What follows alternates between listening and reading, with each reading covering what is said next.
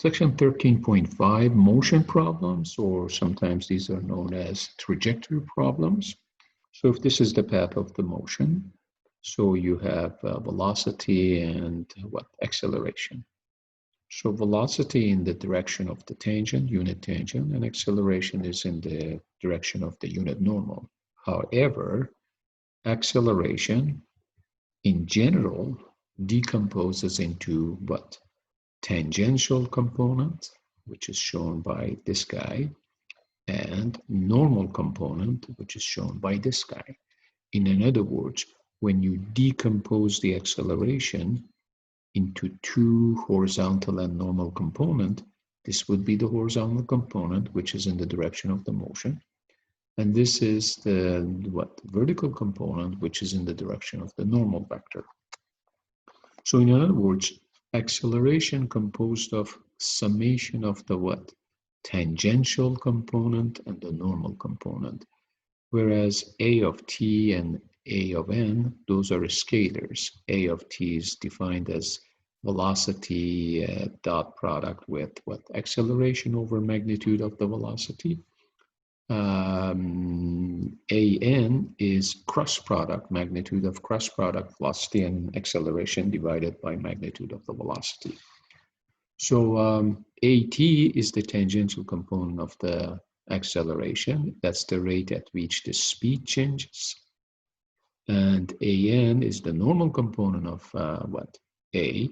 That's the rate at which the direction changes. So that's the difference between a of t and a of n, which incidentally, they both happen to be scalars. They're numbers, right?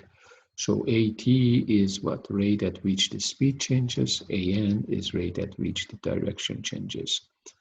In physics classes, at is the same as rate of change of speed, and an is curvature times speed squared. So in terms of circular motion, this guy is in the direction of this guy is proportional to something what we call centripetal force. What is centripetal force? So when the motion is circular, a force that acts on a body in a circular path, and it's directed towards the center of the motion, is called centripetal force, which means center-seeking force. So what happens is when you have let's say if the radius is large, what happens is the central force, centripetal forces get small, whereas this guy is small, then centripetal forces get large. In other words, because centripetal force is proportional to the speed and radius, directly to speed squared, inversely to radius. So if we double the velocity, guess what? The force will be quadrupled. In other words, if we take, let's say, half of, let's say radius of the circular motion is 1/2, then the centripetal force will be doubled. So this is kind of like a side note. I thought maybe I should bring it up to you. I'm sure some of you had physics classes. You already know all about that. So with that said, what do you say we kind of do a couple of examples and go from there? Okay, the first example is given the position vector r is half of t squared, that's negative t. Find the velocity and acceleration and the speed of the particle, and sketch the path of the particle and draw the velocity and acceleration at t is equal to 2 seconds. So that's pretty easy. Velocity is derivative of the position, so there you have it. So if you take the derivative of these guys component-wise, you get this. If you replace the t's with 2, you get this. Acceleration is second derivative of the position, which is the first derivative of the velocity. Evaluating at 2, you get -1/0. Speed is a number. Velocity has direction, is a vector. Speed is a number. And the speed is defined as magnitude of the velocity. So if you go back here, take the magnitude of the velocity, you get square root of 5. So the question is, how does the path look like? Well, the parametric equation of the path, x is equal to negative half of t squared, y is equal to t. If you eliminate the parameter t, you get x equals negative 1/2 y squared. That's a parabola which opens what? To the left. If you select 0, you are right here. If you select, let's say, I don't know, 2, you will be at negative, 2, 2, right about here. In other words, what I'm saying is the motion goes this way from bottom to top. At t is equal to 2, you are right here, folks, right about here. Because at t is equal to 2, r of 2 is equal to what? Negative 2, 2. So go negative 2 and 2, and lo and behold, you are here. At that point, graph these guys. So in other words, draw a different x and y axis right here at point P, correct? And now graph these vectors. Negative 2, 1 is right over here. So notice the velocity is tangent to the path. Negative 1, 0 is right over here. So notice this guy is what? Is acceleration, and they are not necessarily perpendicular. The only time these guys are perpendicular if the path is what? Circular. The next example is like, what if I have, I'm giving the velocity, acceleration. I like to find the velocity and the position of the particle. This is the acceleration, and these are called initial conditions. For instance, this is initial velocity, which is given in terms of vector, that's negative k. This guy is initial position, which is given in terms of vector j minus 4k.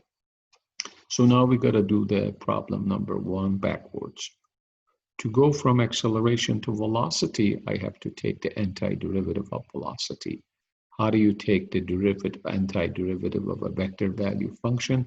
You take the integral of each of these components, but keep in mind, at the end of the day, the constant is not a scalar, is a vector. So when you take the integral of these guys, you get this. Now you have to impose the initial velocity, which is negative k. Negative k is 0, 0, negative 1 in terms of components. So what you do is right here, replace the v with 0, 0, negative 1, and over here, replace all the t's with 0. So you get this. So now C1 equals, move this vector over here. So subtract this vector from 0, 0, negative 1. You get 1, 0, negative 1. Now go back to this velocity and replace C1 with this guy. So add C1 to this vector. So you get 1 minus cosine t, 2 sine t, 3 t squared minus 1. So this is the velocity vector. And now to go from velocity to position, I just have to take the antiderivative of the velocity. But remember, this was the velocity. Take antiderivative, you get this. But then that generates one more constant. But remember, constants are not numbers, they're vectors. To find what C2 is, impose the initial condition for position. Remember, when you say R of 0 is j minus 4k, what you're saying is at time 0, the object was at 0, 1, negative 4. So go back here, right? First, replace R of t with 0, 1, negative 4, and replace all these t's with 0, find C2. So C2 will be this vector minus this vector, and that gives you 0, 3, negative 4. So take that, substitute here, add the answer which you got for C2 to this vector, you get this. So therefore, the position vector is t minus sine t, comma, 3 minus 2 cosine t, comma, t cubed minus c minus 4, and that pretty much is the end of that problem. The next problem is, look, you got the position vector. Question is find the force. Well, according to Newton's second law of motion, force is proportional to the acceleration. M is the mass, A is the acceleration. But acceleration is the second derivative of the position function. So take two derivative of this guy and call this what? Acceleration, correct? Acceleration A of t. So F equals ma. So multiply m by the acceleration, and lo and behold, you have the answer. Finally, let's do a trajectory problem. Remember, trajectory problems is something you throw up in the sky, right? And then you may or may not have an angle of elevation, but in this case we do. If you don't have an angle of elevation, so the object goes straight up. But in vast majority of the problems in this nature, we have what? Object thrown with an angle. So here's the problem. A projectile is fired from a position 100 meters above the ground. So you're on the top of a building and you throw a tennis ball to the ground and it eventually hits the floor. It has an initial speed of what? 200 meters per second and an angle of elevation 60 degrees. Elevation means what? The angle which your initial velocity makes with the horizontal. Okay, find the following items. The range of the projectile, that means how far the what? The object has traveled on the floor till it hits the floor. The distance from the base of the what?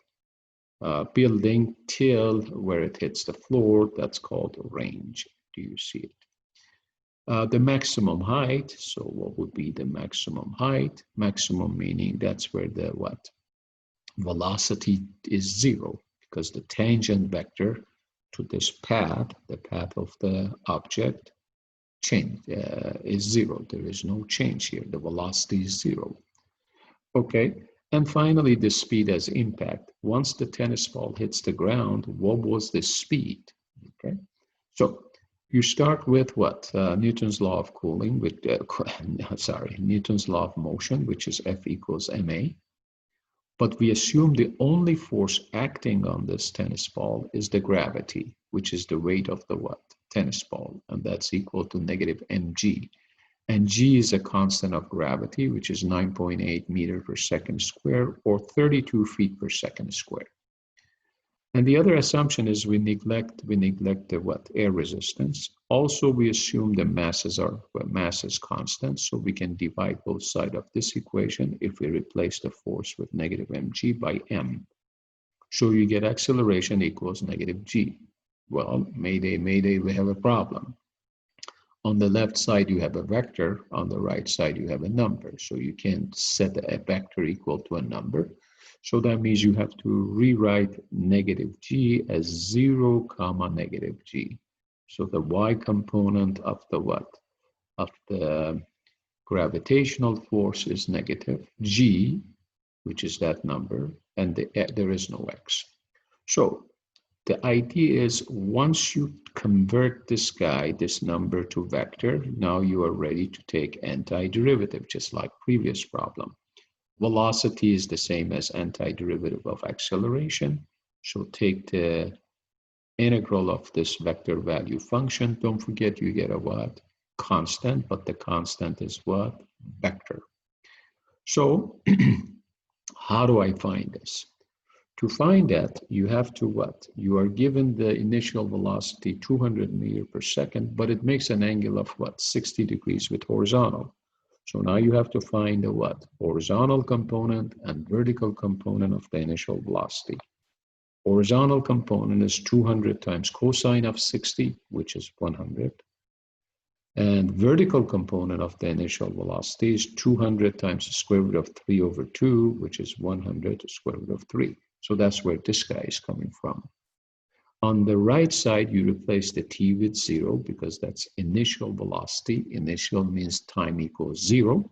Find c1. So looks to me c1 is 100, comma, 100 is square root of 3. Now, take this, replace this C right here, C1, with this guy. So add it up and you get this velocity. So the velocity is 100 minus gt plus 100, what? Square root of 3. In other words, replace this C1 with this vector, add these two vectors, lo and behold, you get this. To find the position vector, you what? You integrate the velocity. So that means I have to integrate this guy. When you integrate this vector value function, notice you get a second what? Constant, which that also is a vector. So how do you find vector C2? Well, you kind of what?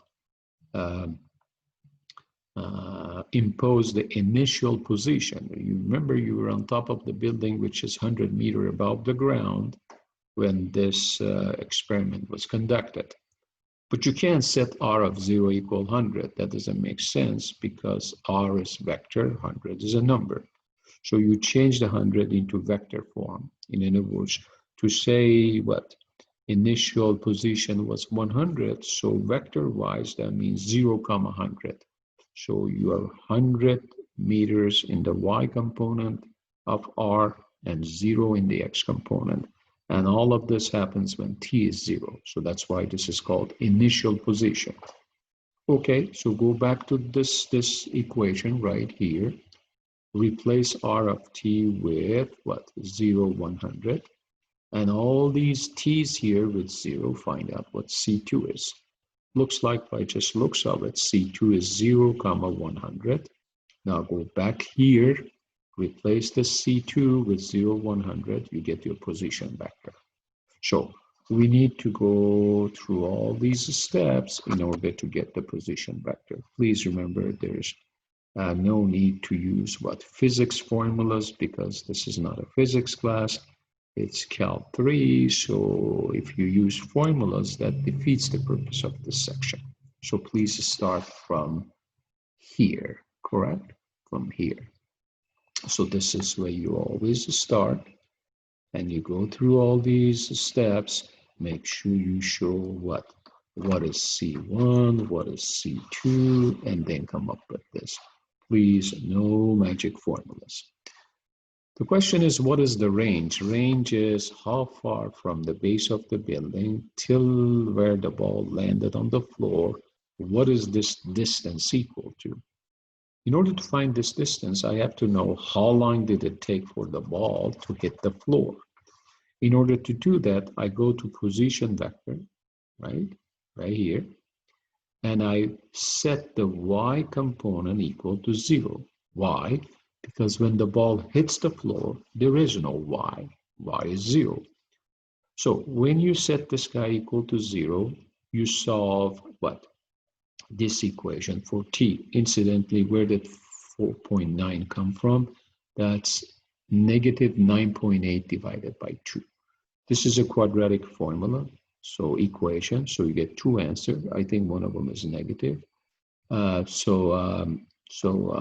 You always get the positive time right here. Is that right? So now,